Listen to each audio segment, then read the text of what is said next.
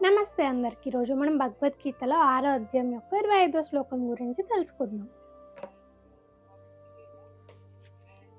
శనైశ్చనైరూప రమేద్బుద్ధ్య ధృతిగృహతాయ ఆత్మసంస్థం మనఃకృత్వా న కించిదాపి చింతయేత్. పూర్వ శ్లోకాల్లో మనం ధ్యానం చేసేటప్పుడు మన ధ్యాస ఒక్క ఆలోచన పైనే ఉండాలి అని చెప్పుకుంటూ వస్తున్నాం. అలా మన ధ్యాస ఒక ఆలోచన పైన ఉండడం చాలా కష్టమే.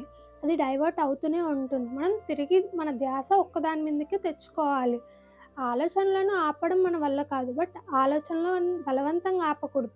మనం తిరిగి ధ్యానం చేస్తున్నాం అని చెప్పి మన మైండ్‌కి మనం చెప్పుకొని తిరిగి మన ఆలోచనలు ఒకటే దాని మీదకి తెచ్చుకోవాలి.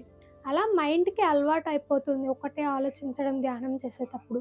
ఆలోచనలు బలవంతంగా ఆపకుండా మెల్లగా అలవాటు చేయాలి ధ్యానం చేసేటప్పుడు ఒకటే ఆలోచించడానికి అనేదే భావం. హరే కృష్ణ.